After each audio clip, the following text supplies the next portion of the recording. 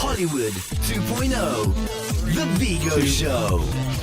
We are back. Another episode of Hollywood 2.0, The Vigo Show. In today's episode, we're talking about the next billion-dollar industry. Billion with a B. We're talking about the rise of esports. If you guys are not familiar with esports, you're about to become very familiar with esports, and you better hop on this train because it is leaving. It's already left the station. Yeah, you can maybe start running and try to catch up. The man to my right, Eric Fishman, who is a feature producer for Blizzard Entertainment. They make a number of games, Overwatch being one of the main ones, and one of the main ones that Eric works on. And of course, Ben Ganz, founder of Vigo Pictures at the end, and I'm your host, Michael Klaus. Hey. We're talking about this esports, and obviously we're coming right off E3, which, Ben, you went to. How was E3 this year? Not true. You didn't go? No. I thought you would send me a text that you went. No. Maybe we green screened it in. We do it. You green screened it in. Yeah. All right. What up, E3? What up, Fortnite? Hollywood 2.0, The Vigo Show. So we're coming off of E3, which it was in Los Angeles, one of the biggest ones in the world as far as entertainment conferences for gamers and stuff. Is that one of the? I know, Eric, you were too busy working because you get one day off. Yes. You know, but is that? I mean, what is displayed at E3 for people? Is this the talking about the future? I mean, from a general standpoint, that's when most of the game companies try and release new titles, drop what they're doing. For Blizzard specifically, we kind of make our own E3. We have BlizzCon that happens every October, November-ish, and that's kind of our hey, all the rest of you guys, you do your E3 thing. We're going to drop all of our new titles at BlizzCon. So that's our big event. And I got the chance to work BlizzCon this past year, and it's incredible. And it is incredible the amount of loyalty and just fandom around the Blizzard titles. It's really cool to see. Well, that even encompasses just how big esports is now, where you don't just have the E3 con, but individual companies are having their own conventions and being incredibly successful. Again, last year esports made over $900 million, set to pass $1 billion just in esports. And even in terms of how big gaming is, there's my cousin works. My cousin works for Red Storm, and I was talking with my uncle, and he said whenever a video game launches, it's like $300 million for a weekend that it is for sales of a game, which is mind-blowing. And people think they compare that to a box office. Anyone would kill to have $300 million to the box office. Absolutely. Yeah. And it also is kind of important to separate that metric from the sales of a game versus what esports itself is bringing in, because there's lots of different streams of revenue for esports in particular. Thank you, Vigo. Directional. Yes, I know you're I like animated. to use my hands. What can I say? You should watch this one on YouTube. Yeah, that's right. So there's a lot of different streams of revenue for esports in particular, but especially with the Overwatch League, you have jersey sales, you have skin sales, you have all these other, you have Twitch ads. There's plenty, and the sponsors that we have for Overwatch League are numerous. So the amount of revenue coming in just for esports alone, separate from the title of the game or loot box purchases in game or whatever, it's incredible. I mean, it is wild, yeah, and it's the number of jobs that are involved in this, and the number of careers now that are totally revolving around esports. Yeah, I know from a hosting standpoint, I have friends who are just esports hosts who are making hundreds of dollars a day. Esports is selling out the Staples Center for a big event. That's correct. The number of production jobs that are involved in that now, the number of people who are working concessions, that's where you see the impact of how big this is now. Where do you think, on a scale of 1 to 10, are we at a 2 on how big this thing do you think is going to get? I think, you hate to put out bold predictions and, and say this is the next big thing. And, and you don't want it to, and of course, you don't want any industry in which you work to be, a flash in the pan. But I think that a lot of the gaming companies have done a good job of curating this thing in its infancy. Call it infancy. Esports as we know it now I would say, crossing that $1 billion threshold. All right, now it's like, okay, this is legitimate. And of course, you have the, the sort of novelty of it when you have our stars last year when the Overwatch League first started, and they would go on the Today Show and they would go on Good Morning America, and it's like, these kids, they get paid to play video games. And, all the moms were also like, what? That's crazy. And so, like, yes, we are just starting to sort of break into the mainstream. Like, yes, this is what your kids are watching on Twitch, what they're watching on Disney XD, what they're watching on YouTube. They are watching their favorite content creators, their favorite, esports stars, or just streamers playing video games. And that's, and that is shocking to, the older generation. I call the cutoff 30 years old. Okay. Because when I started this job, and I started this job after the age of 30, and I would talk to people and I would say, hey, I work for this thing called Overwatch League. And if you were over the age of 30, it was, I don't understand that. So what? These kids get paid to play video games? If you want to watch that, I don't get it. And then I talk to anybody under the age of 30 and they'll be like, oh yeah, Overwatch League. Yeah, like, I know that and I love that. And of course, that key demographic is, just spending money. It's great to a potential advertiser, that 18 to 24 demographic, like they love that. And we're going to be talking. We'll back it up though, because we have a lot of 30-year-olds listening to this show. Yeah, and older. What is it? What are you even talking about? What's Overwatch League? What is your show? Overwatch itself, the game, is a action-based shooter. First-person shooter, you could technically call it, but we call it an action-based shooter game that's played on a team of 6 versus a team of 6. And Overwatch itself has a lot. I mean, what Blizzard titles are really known for is the lore behind all of the games. So there's 30 different heroes. I lost track. I think there's 30 different heroes. I think there's 31. But that you can pick from, and all of them have an intricate backstory. They have, and they have comics and videos and all these things that give depth to these characters. But when you're actually playing Overwatch, it's a team-based game. You are on a team of 6 playing against a team of 6. And there's a objective of each map that you're playing on. You either push a payload through a map, or it's a control map, which is like a King of the Hill style, where you have to control the center of the map and push everybody off, whatever. But it's inherently designed, I think, for esports because it's a team game. You cannot. I mean, obviously we have really good stars on each team, and like, oh my gosh, that guy carried, this guy great. But as good of a star as you can be at the game, it really is a team-based game. You need to rely on your teammates for healing, for damage, for blocking damage, all sorts of things. So yeah, you really have to interact with your teammates. Now, are these teammates together, or are these people playing in separate locations, or both? So at the Overwatch League, it's played in one place right now at the Blizzard Arena, which is the old NBC Studios in Burbank, now called the Burbank Studios. Film a bunch of other stuff, the iHeartRadio theaters next door.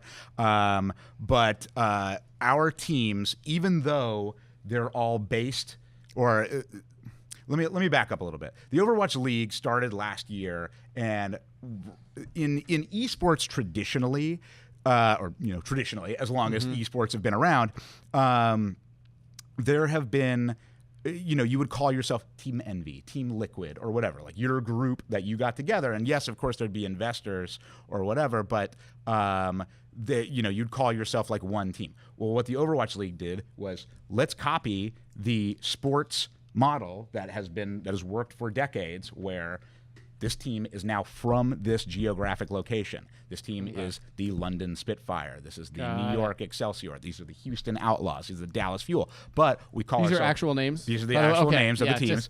We have 20 different teams in the league this year. We started out with 12 last year, 8 expansion teams. I mean, the league was successful in its first year, and 8 investment groups bought new teams in the 2019 season. And we call ourselves a truly global league because we have a team in Shanghai, China. We have a team in Guangzhou. We have a team in Hangzhou. We have a team in Seoul, South Korea, London, New York, Vancouver, Toronto. So we really are, as far as it goes, a truly global league. And now let's get to why you're on Hollywood 2.0. Yes. You produce a TV show about this league. It is no different. People don't realize, like, when you watch an NFL game, it is a TV show. It is more produced than any reality show you see. You have all your background stories. You even the director taking reaction shots of the coaches and all that. That model has been tried and true. Is performing the absolute best on TV right now. It's the bread and butter for advertisers. You're taking that and your team to esports right now, and you've watched it grow from I don't know what platform to national broadcast TV, correct? That is correct. So our show is a pre-show and a post-show called Watchpoint, and I help produce the feature content for that show. So when we go to the tape, that's the stuff that I help produce. And I like to tell people this, that from the production standpoint of Watchpoint, and then when you get into the broadcast of the game, our workflow, our production workflow, is no different than ESPN, College Game Day. Like, we are using the same software. You got the same guys in the back. You got and these are guys who came from the NFL too to do this stuff. The same analysts You came who from are Idol. reporting on it. Yeah. Idol is pretty much like directing sports. Correct. Very Correct. similar. Yeah. Correct. Yes. It's competition. When you're in our control room in the back, the only different thing that we have is, we've got our control room. You've got your technical director. You've got your director. You've got your story producers on the front line, and then all the guys in the back. But and then we have EVS replay, which if you are watching a football game, you have those guys in the back who have all the different camera angles, and they queue up.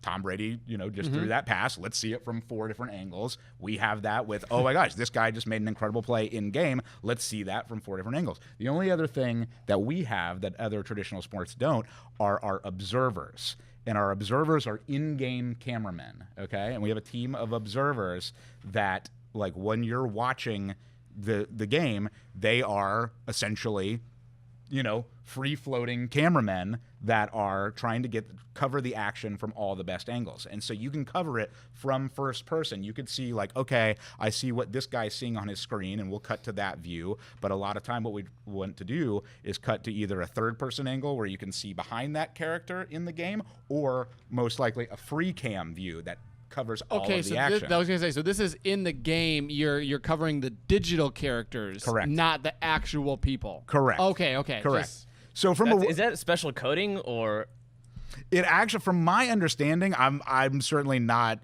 well qualified to speak on that aspect of it, but from what I've heard, the game client that you download at if you wanted to play Overwatch right now and go download it on your PC, that's the same thing that we use on stage. Yeah. Interesting. I want to talk about you talked about the legitimization of this, because again, you have people who are over 30 who are hearing this and being like, oh, what is this, kids playing video games? Like, no, this is not going to be a thing. And then you had the people under 30 like, it's $1 billion industry. Exactly. Yeah.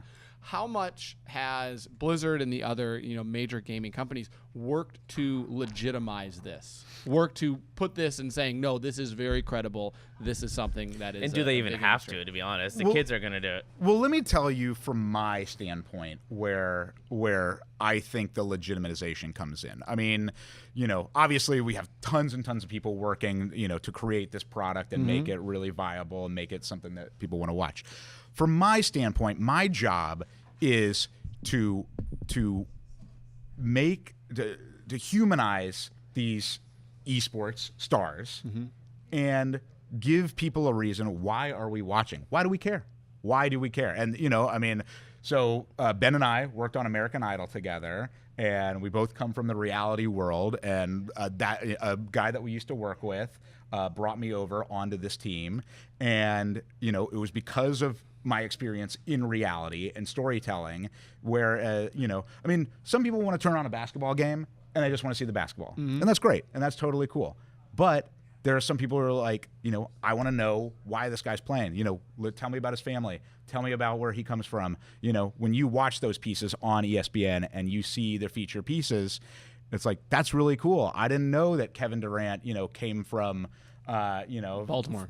From Baltimore, exactly. WC. Exactly. Yeah. But I mean, like, I didn't know this guy's backstory. That's really cool. That's why I want to watch this. And I think that you're finding nowadays that the audience, especially with esports, they crave that content because they want to get to know these guys. And that's it is kind of unique. I think that's the cutoff is let's call it, for lack of a better term, the boomer generation or whatever, the over 30. I know that's like vastly.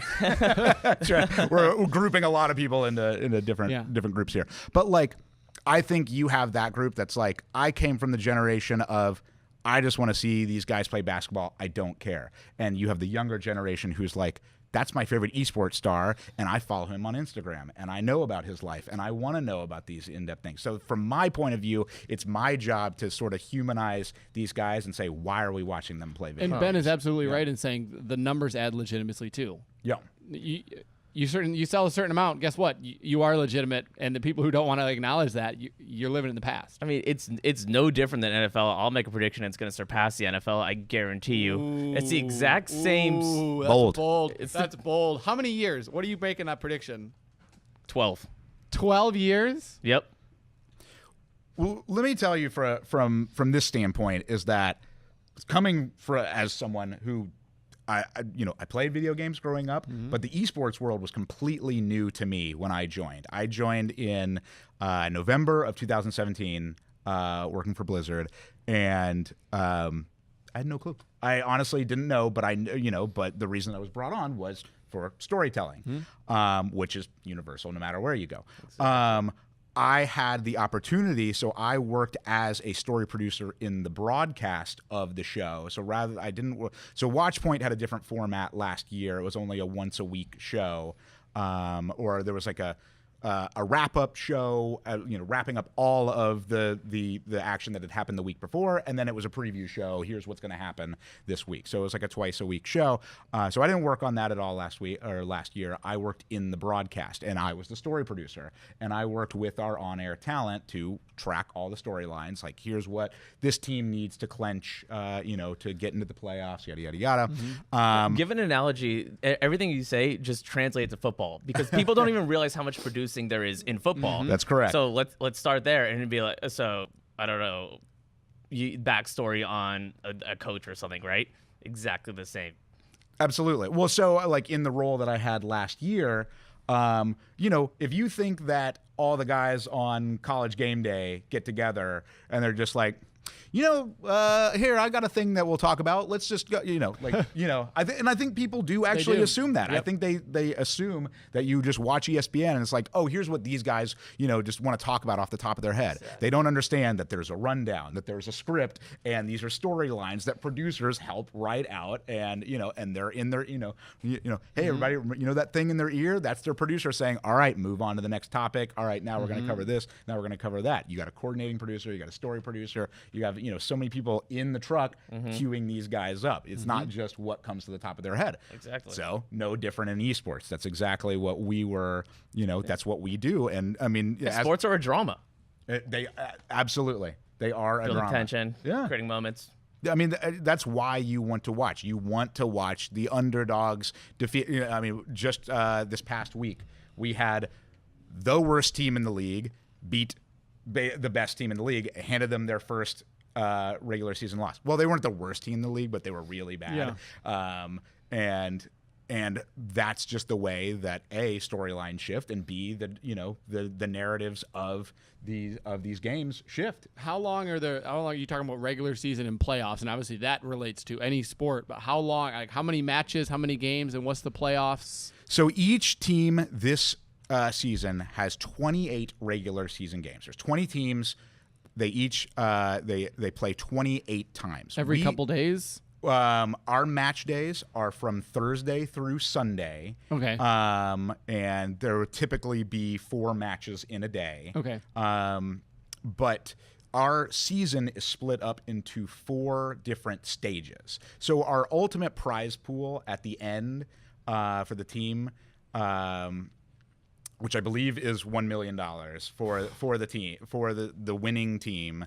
But because we're split up into 4 different stages, there's a $250,000 prize pool that's split up into 4 stages. So basically, and it's something that's really cool, and I think could be applied to traditional sports, is because the NBA season. I mean, I'm an NBA fan, and like the NBA season is just long. I mean, it really is. Like I love San Antonio Spurs fan, die hard, and I mean but I think one of the main complaints of the NBA is that the NBA season is very long, and it's like, well, what does a regular season game matter? Like, why does it matter this much?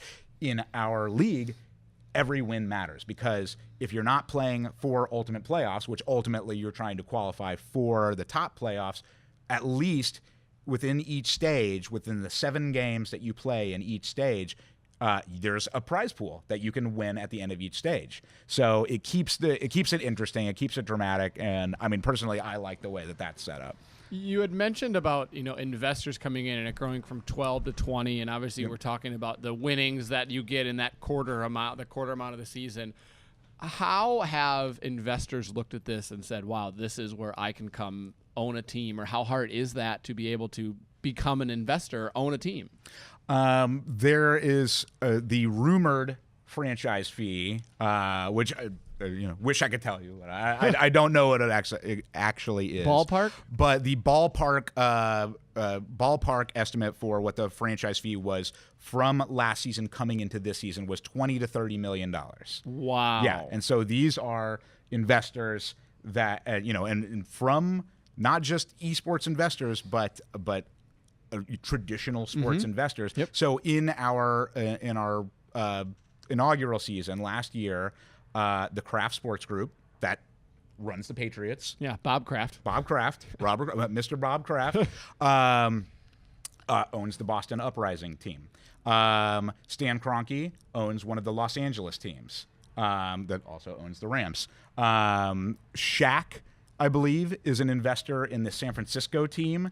All these different ownership groups from all over. The Philadelphia team is owned by Comcast Sports Group. So big international conglomerate getting in on the action here. Are they hiring players? How does the work of paying players, salaries, amounts? There's a league mandated minimum salary of I believe the minimum is $50,000. Okay. League mandated minimum salary, must provide housing, insurance, all this. So if you are an 18-year-old kid, that ain't bad. Yeah. And a lot of these kids too, basically with parental permission, they've signed contracts at 17, and the day they turn 18, that's when they're eligible to play in the Overwatch League. So, I mean, this is something that you would not think would be a sustainable career for someone playing video games, but they grind and grind and grind, and they sign these contracts. And about $50,000 is actually, because we're constantly comparing to actual sports, $50,000 is about what a AAA baseball player makes. Sure.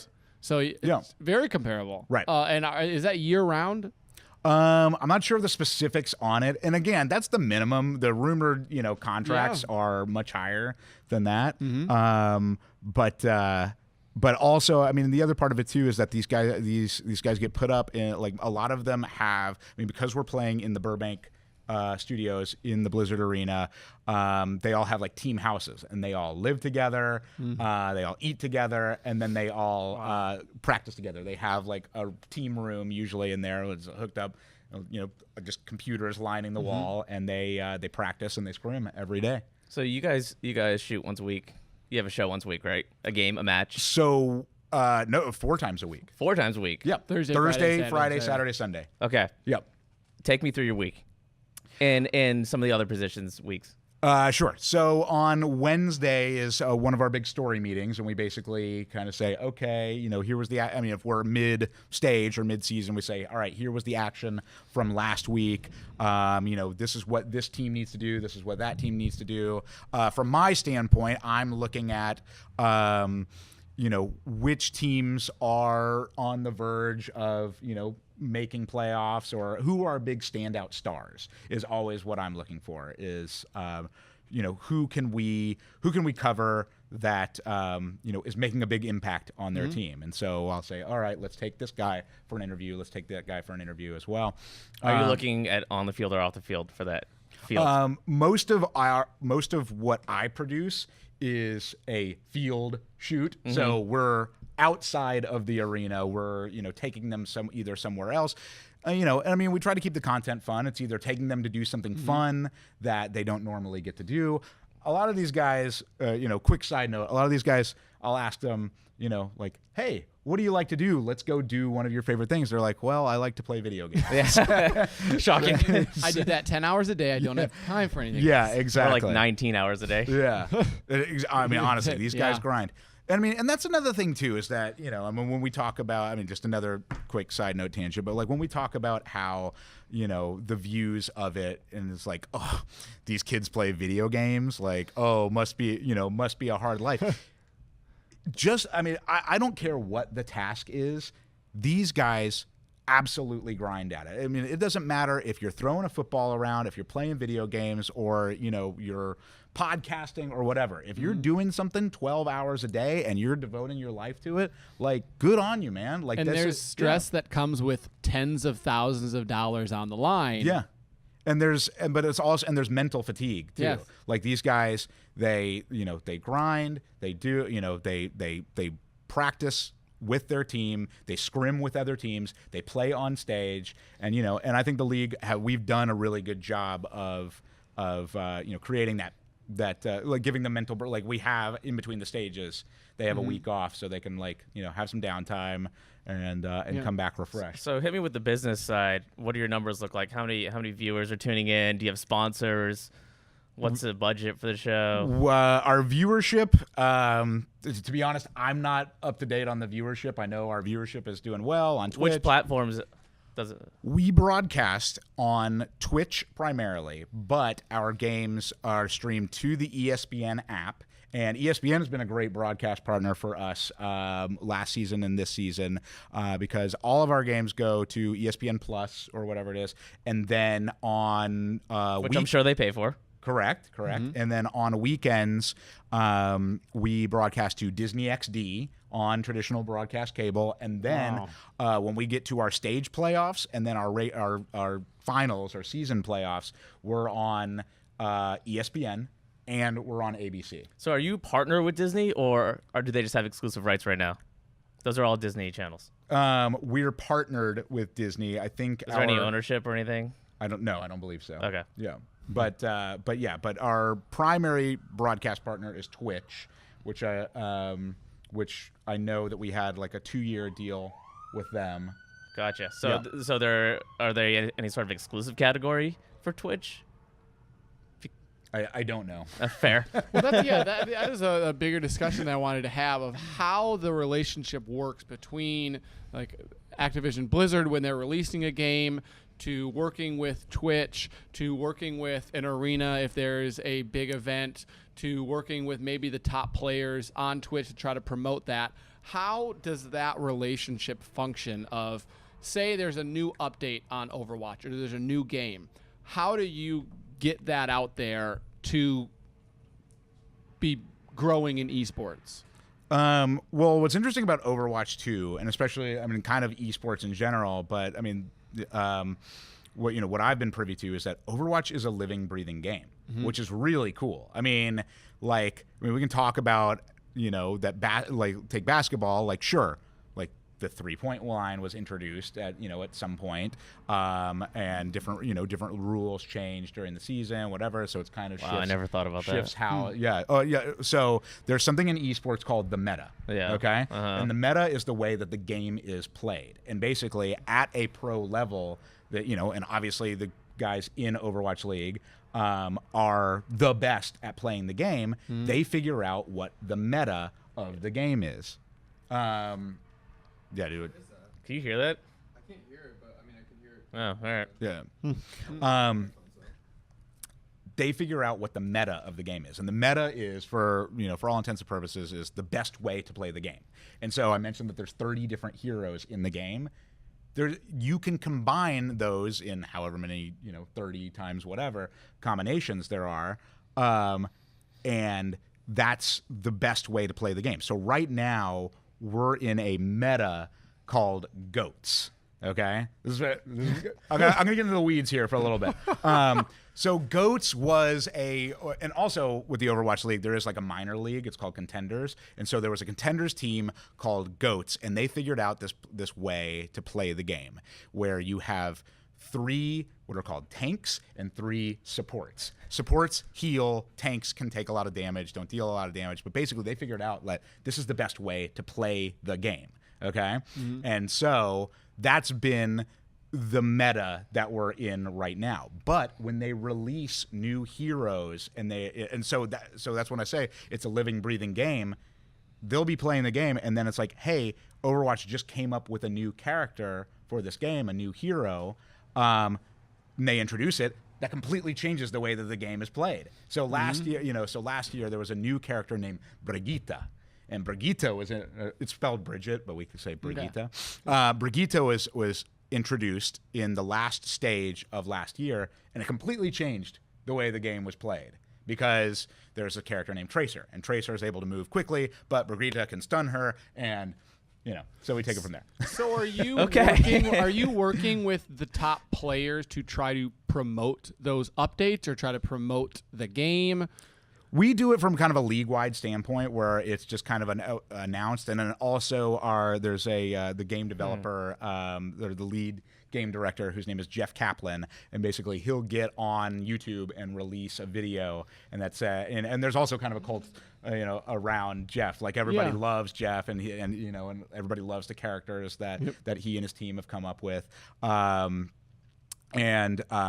he'll get on YouTube and say, hey, here's a new character, or at BlizzCon we'll release a new character and a new update to the game. No, I see where you're going with this. Yeah. In the NFL, when someone buys a football, the NFL doesn't make money off of it, right? This is a product. You're promoting a product. This is branded content. Mm-hmm. Ah. For all intents and purposes, we try to keep, the league is one thing, and then the game development another thing. But at the end of the day, I mean, personally, when I watch Overwatch League and I have a copy of Overwatch, I want to go play Overwatch. It's great. So absolutely.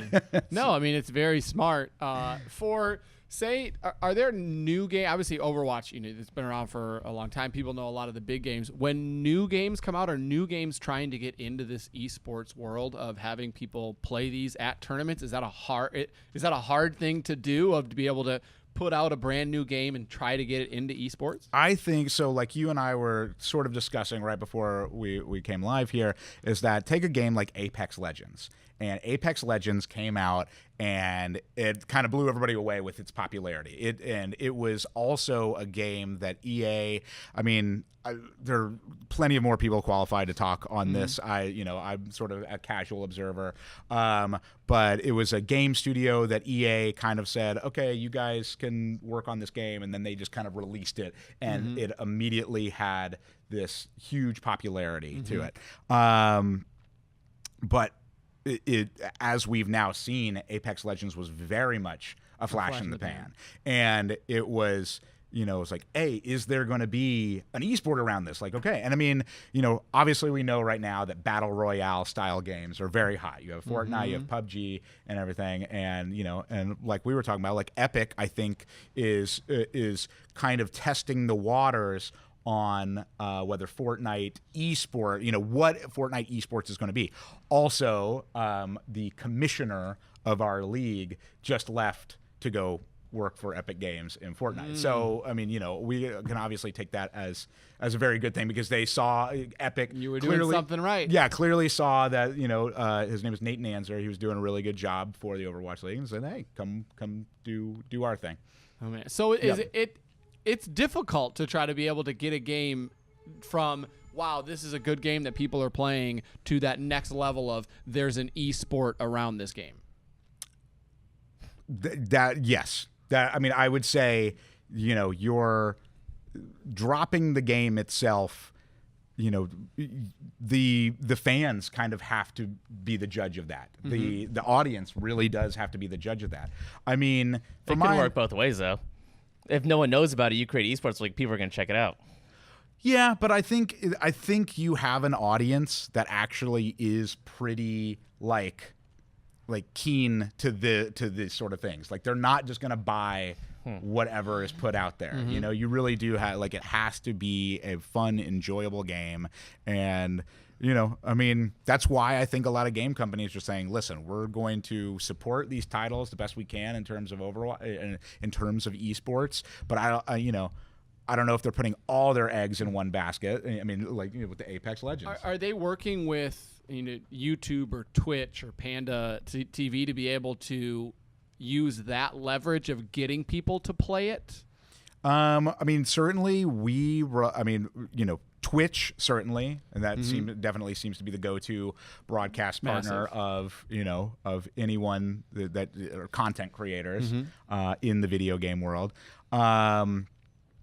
Yeah, I would say that we rely heavily on those content creators to you know, there are big stars in the Overwatch scene that don't play in the league. Which you know, which is obviously good for Overwatch itself, which is good for Blizzard. We've incorporated some of those streamers into the league. I mean, they were signed with teams, but so there was one is a big streamer right now, XQC, and he played for the Dallas Fuel last year, and he played for a stage, but he ultimately decided not to play. And I'm certainly can't speculate on his reasonings for not being with the team, but if I had to venture a guess, I think he probably is just as successful streaming and playing Overwatch as he would playing for a team. Another one that we have is a guy that played for the Atlanta Reign earlier this year, a guy named Defran. Defran is a big fan favorite. People love Defran. He played in Atlanta and ultimately ended up quitting and going back to streaming. He's still a partner with the Atlanta team, so he's kind of like a branded streamer with Atlanta, which is cool, which is what these teams are starting to do. Two things. A, are they exclusive if you sign with a team that they're like, you can't play on the outside and also make additional money? I know that players still have streams and that they'll still, you know, when they're at home or on their off time, they can still stream. I'm to be honest, I'm not sure if that's monetized. Because that's a big interesting thing of if you're on a team, professional sport, if you're on this professional sports team, are they saying you can only play and make money through us? Because it would be very interesting financially versus, okay, you're with us for 4 hours a day. That still gives you X amount of hours if you want to be able to do that. Right. And then the other question I had was, are these gamers just good at one game, or are they multi-game skilled? I think for the most part, they really just do focus on one game. They try to, if you're wanting to be really good at one thing, like, you know, you're going to grind on that game. I mean, I certainly see them playing other games, but that's mostly for them to relax. Like, Hearthstone is another Blizzard title, which is kind of similar to Magic the Gathering. It's a digital based, like, sort of card game. And those guys just play Hearthstone just to relax because it's a lot slower paced. So as a first person shooter, as an action based shooter, it's all about reflexes. It's all about timing, and it is, you have to be mentally quick to play Overwatch or to be a pro at Overwatch. But I think on their downtime they just just want to. I want to go back to production though. I want to go back to production. Yeah. Are these esports productions that are completely done in house, right? I mean, ours is, yes. Yours is, yeah. Which is interesting, right? Yeah. Because that creates a whole new vertical for Blizzard. Blizzard was just creating video games, right? And now they're in the content industry as well? That's correct. Okay. Yeah. So they had to build that team from scratch. How does it work? What's a hierarchy? Give me the rundown. I mean, you have a lot of people who did come over from traditional sports, from NFL. I will tell you, lot of people. When did this all happen? Last year. That's big. Yeah. That's when the league really big. was in its infancy, when we were starting our preseason and everything, you had, from a production standpoint, a lot of people who came over from traditional sports, from traditional television and reality,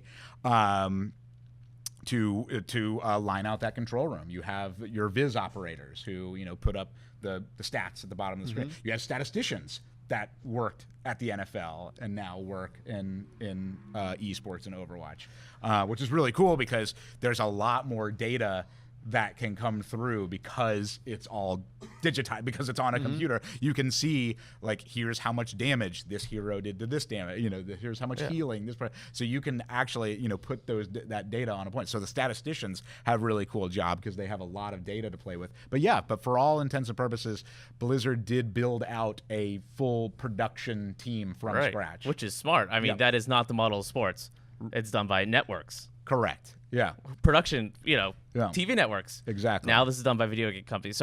So who's in charge of your show? Do you have an executive producer, a team? We have, while you're mixing sort of a corporate structure, with a traditional like television structure, like, yes, there are folks who are in the role as like executive producer of the show who oversee, a lot of how the broadcast goes.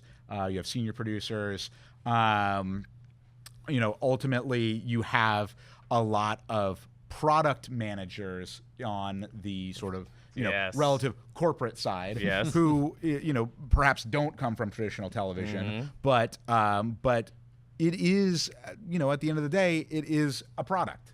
The Overwatch League itself is a product that we're selling to advertisers, that we're selling to viewers and whatnot. And you do need that kind of corporate oversight to oversee the product. I think it's genius. I think this is a winning model, and it's kind of going under the radar right now. And all of a sudden it's going to hit. Everyone's going to be like, wow, I should have seen that coming. Well, I think so too. Unless we're there. We might be there. No, exactly. How long is BlizzCon? BlizzCon lasts for, it's one big weekend, but it kind of, there's, Are there other, tournaments, as we talk about, as been pointed out, about like handling everything in-house, where you obviously had the game, and now you created the league, which is like the NFL. Now you're creating the BlizzCon, the Blizzard Convention. Are there other events now that you're trying to also be able to have under this umbrella? One big event that happened before the Overwatch League started was called the Overwatch World Cup, which was really cool. And that was something I got to be a part of last year. The Overwatch World Cup, basically you had, let me just go back a little bit. So Overwatch was released the beta was released in about 2016, and Blizzard had never done a first-person shooter before, and people were very excited about it.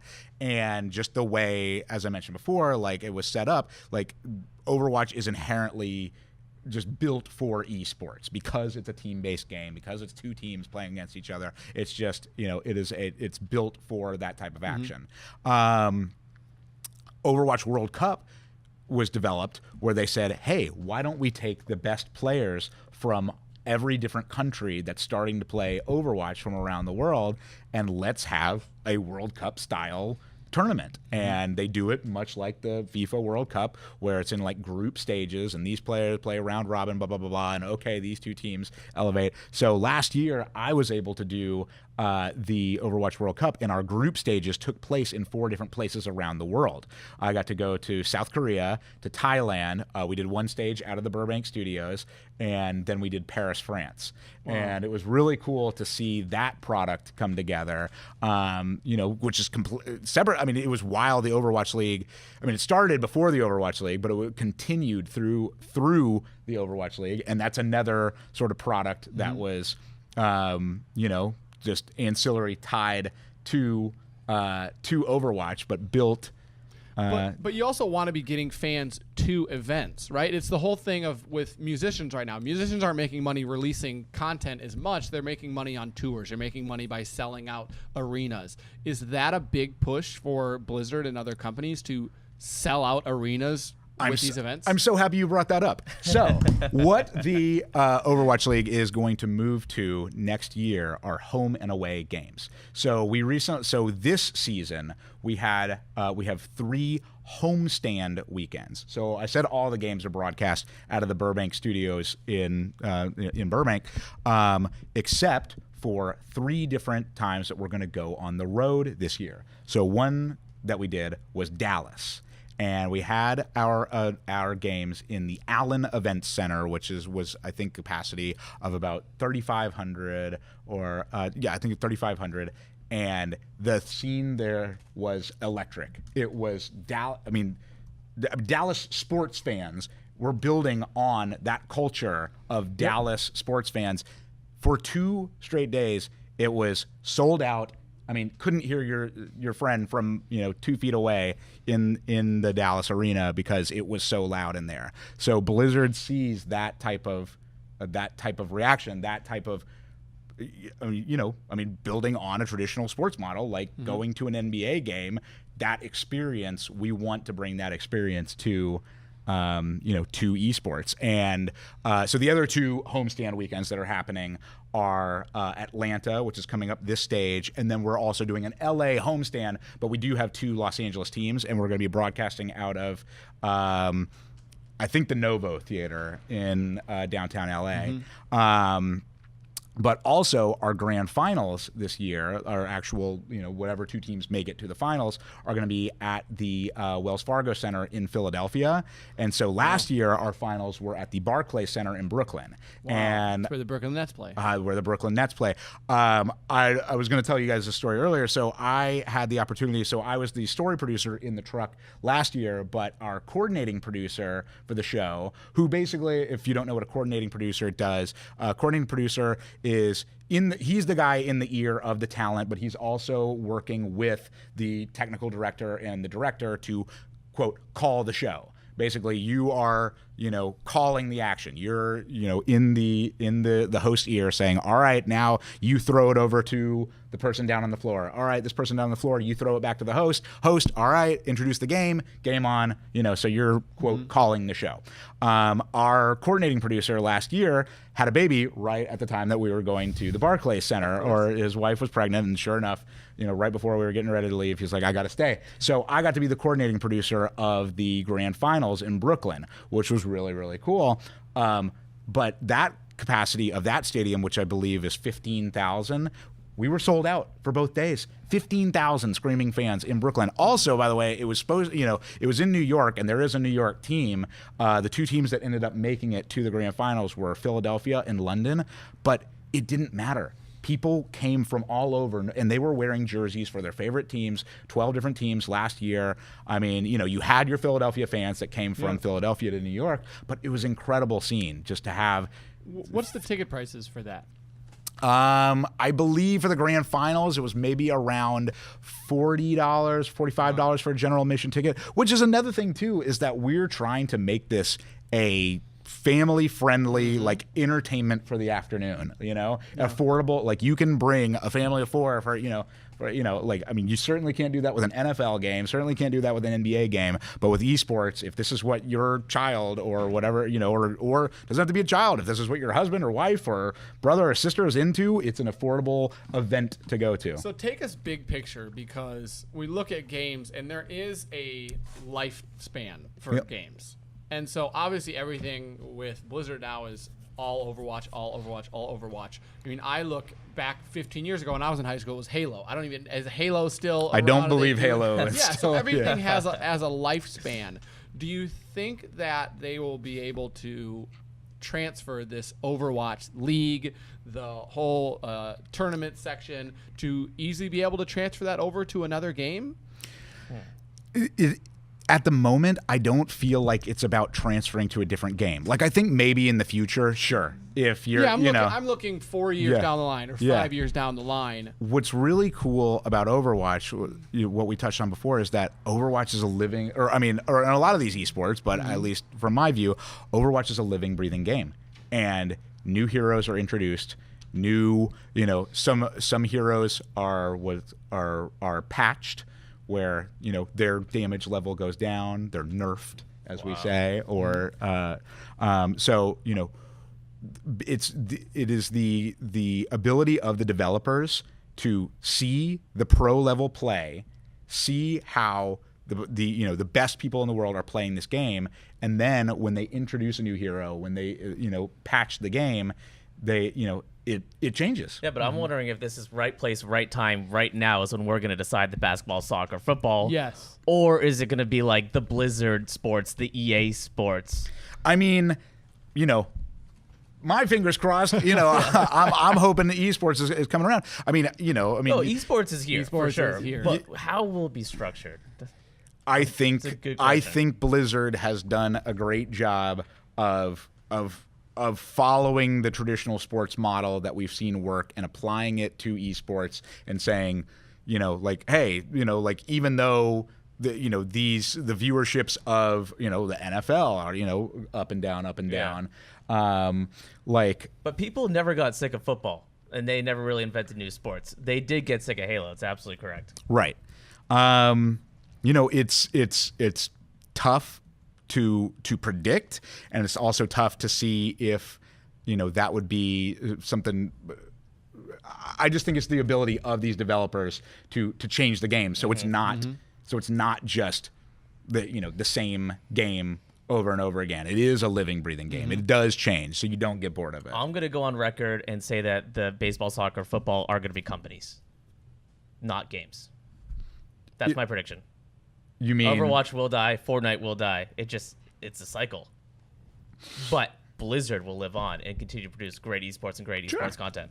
Sure, absolutely. And obviously, there's a lot of people down in Irvine developing. That's where our headquarters are. Developing, new games and new titles, and also recently announced to Call of Duty esports is going to have a similar structure to the Overwatch League, where Is Call of Duty still cool? Call of Duty is actually still cool. Woo. I play the Call of Duty, and I'm cool. What so. number are they on right now? I'm not exactly sure what number it is. I know there's Black Ops 2 or 3 or something like that. But that one is really fun. And also, as you can tell, that the way that one is played is in the Battle Royale style, which is very hot right now. So, and it's also the style of games, maybe too. the shooting is the sport. The First-person shooter. Yeah, I mean, The team shooter. From my standpoint, those are the most fun to watch. Is from a first-person shooter. Like, of course. I don't like. To you guys, if you've never seen Overwatch before, if I showed you highlights right now, you'd be like, oh, I can see how that is fun to watch because there's a character named Widow, and Widow is a sniper, and if I sniped someone from across the map, you guys who may not have that video game knowledge would say like, oh, that's cool. I would watch that dude try and snipe that guy from across the map. Team sport. Yeah. But I would also watch someone play Tony Hawk and do cool tricks, just like I'd watch a skateboarding. Well, I still do that. Yeah. Yeah. Are the companies, like YouTube or Panda or Twitch or Disney XD, are they constantly trying to work with? I mean, you look at the relationship there. We talked about the relationship from the companies trying to maybe work to get their stuff on the platforms. Are the platforms trying to work with Blizzard Activision, trying to work with Red Storm to try to have their stuff on that platform and giving you guys stuff? Yeah, they. We work hand in hand with Twitch. So basically,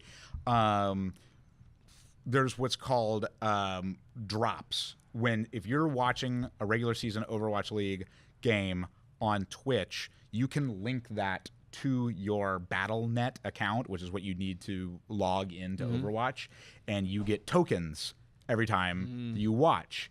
And the tokens enable you to buy skins that are Overwatch League themed. So we are working hand in hand with Twitch as a partner to have those drops, boost their viewership, boost our viewership. Well, of course, yeah. I mean, it's a genius thing. They both benefit from working with each other. Instead of having that wall guard up of like, I'm not going to help you, I'm only going to benefit myself. No, you realize the benefit of working together on everything. Yeah, like any good broadcast partner, they need content. We have content. We want to show this content. You need to broadcast something. So it's great. People should invent new sports IRL too. I think like the only recent one, UFC is kind of a new league, but BattleBots, people, why are we limited to soccer, baseball, football, I mean, just in my fantasy old- Not reality, even soccer. Like, I mean, you have these guys on stage who are controlling digital characters, but I think in the future there might be some sort of battle bot scenario where you have some. I mean, not just like on a remote control, but like, I don't know, like in, you know, controlling some sort of character that has some tangible, like, you know, robot style thing. I think that would be cool. Even Invent some new esports, sports. even esports is leveraging, you know, OG professional athletes to try to grow esports. Correct. At the NBA All-Star weekend, they had actual basketball players playing esports against other people. Yeah. Hey, you can play against your favorite star. It's a genius marketing campaign. NBA 2K is a big, Yep. you know, and there are the franchises of NBA games or NBA teams rather. They all have 2K leagues. They all have 2K teams, which is really cool. And and I mean, I think that's the bigger, at least from the business model.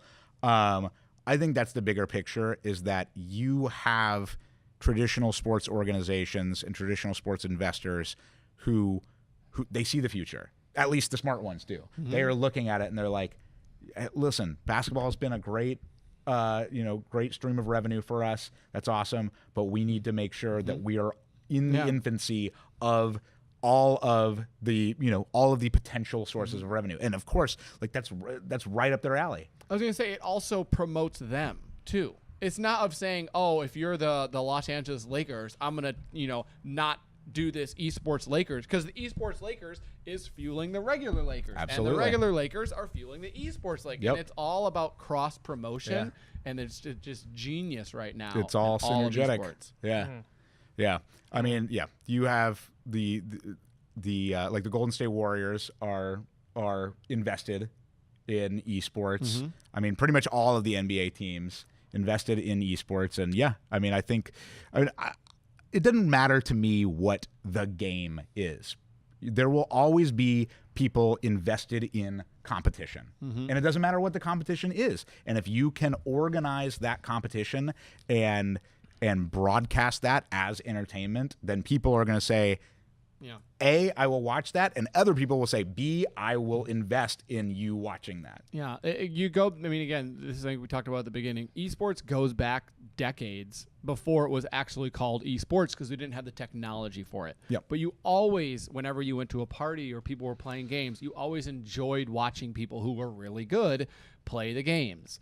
And I even looked up, you know, the first person who was ever esports, who was ever a person who was the first esport athlete, was a guy named Dennis Fong in the late 90s, who won a tournament based on people watching. It was a video game developer, held a tournament and said, I have my Ferrari on the line, and the winner of this tournament gets a Ferrari. And a guy named Dennis Fong won. He was recognized in Guinness Book of World Records.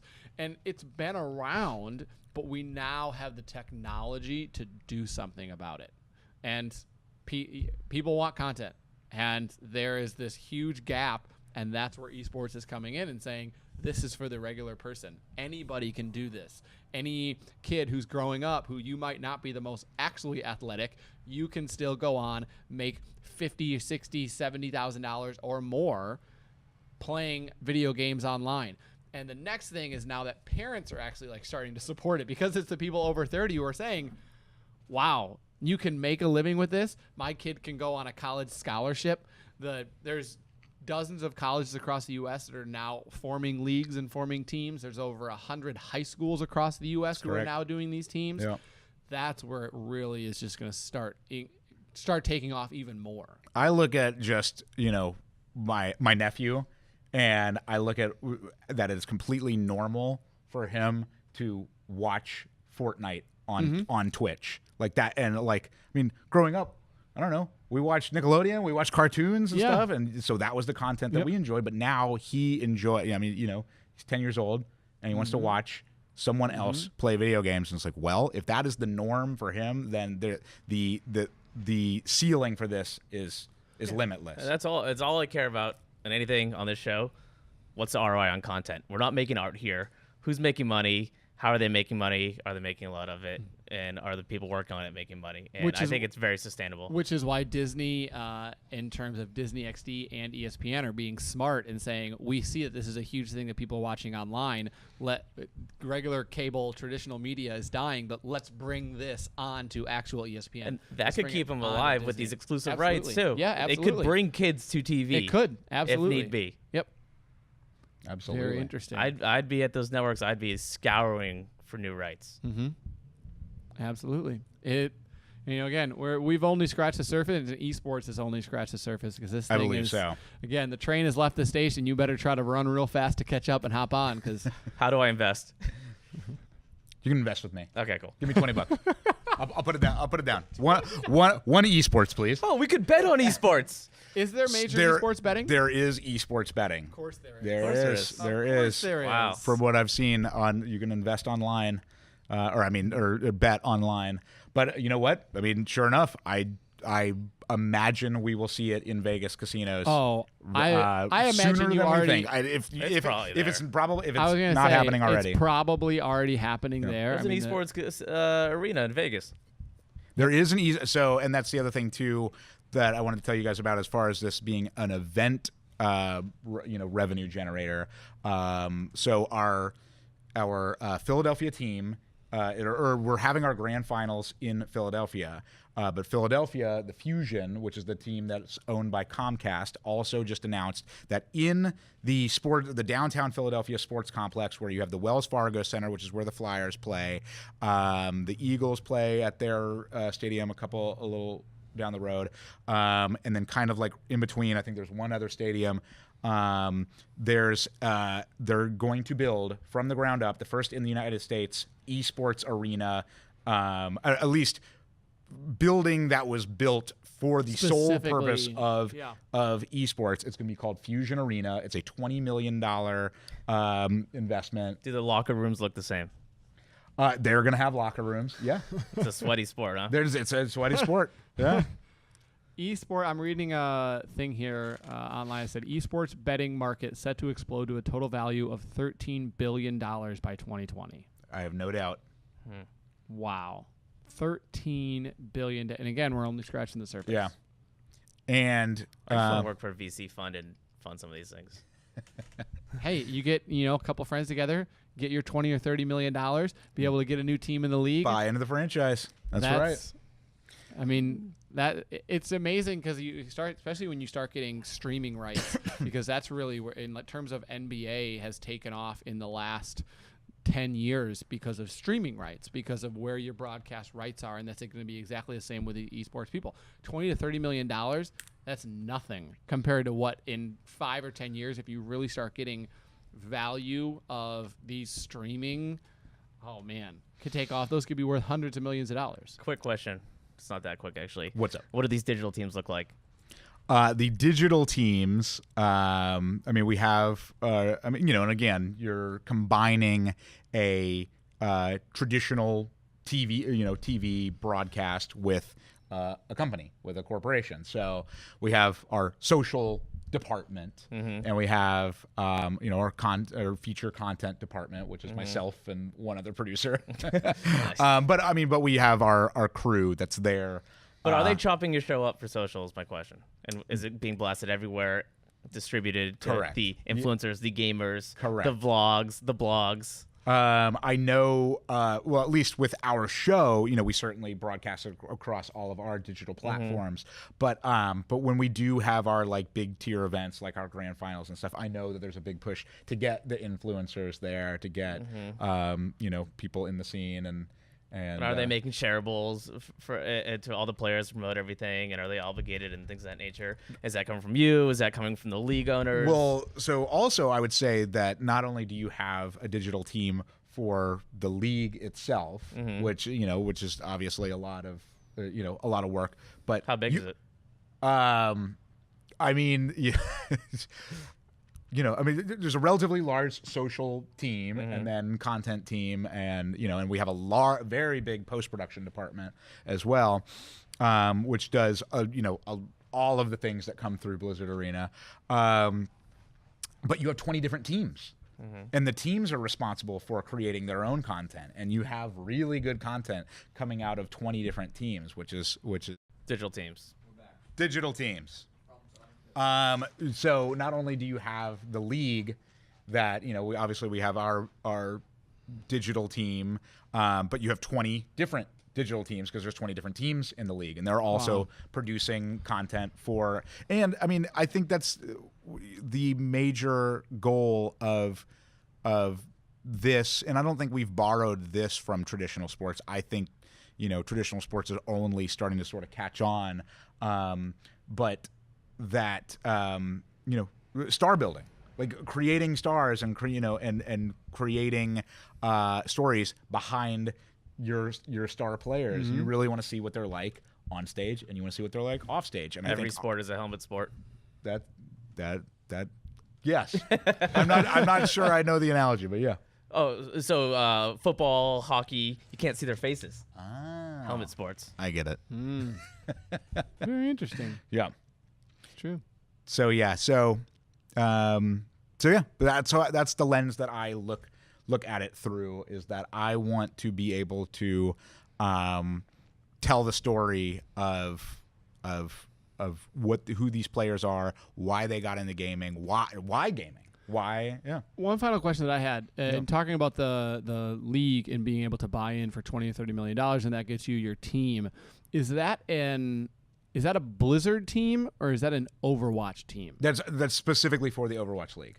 So that It's team, a risky investment. I was going to say that actually, now I look at it, it's a little more risky investment of not still having that of this is a team that, again, if you look at the future of 5 years or 10 years down the line, is your team specifically for Overwatch, or is that team, can it be combined with Blizzard for the next game that's a big tournament? I mean, I think, to me, that's a testament to the viability of this league and the fact that you do have these major investments saying this is for real, this is going on forever, and I mean, like, I think that's very true, is that there's obviously some risk involved in saying, well, what if people tune out?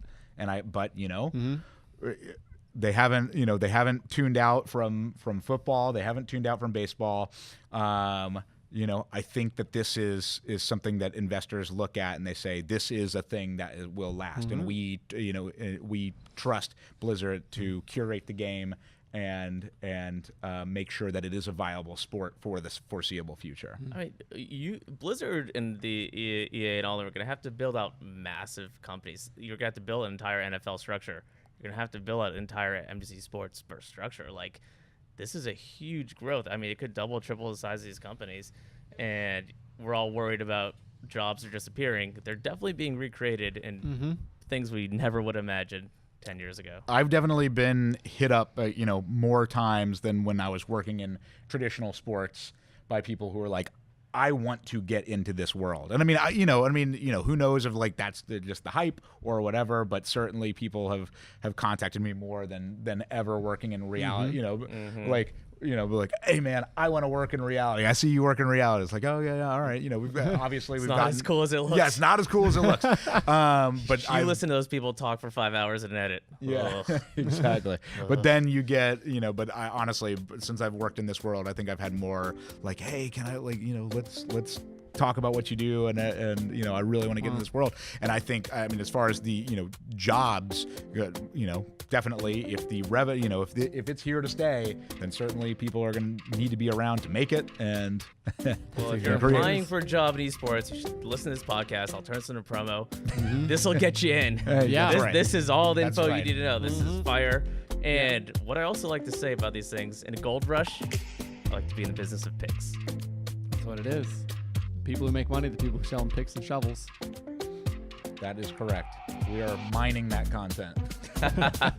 Eric, I Bitcoin. appreciate you, man. Thank you very much. for Happy to coming be in. here. Yeah. Guys, another episode, One of my best friends, by the way. episode This guy. of Hollywood 2.0, the Vigo Show. Eric, thanks for coming in. Ben at the end. Michael, thank you guys for joining us. We'll see you next time. Hollywood 2.0, The Vigo Show.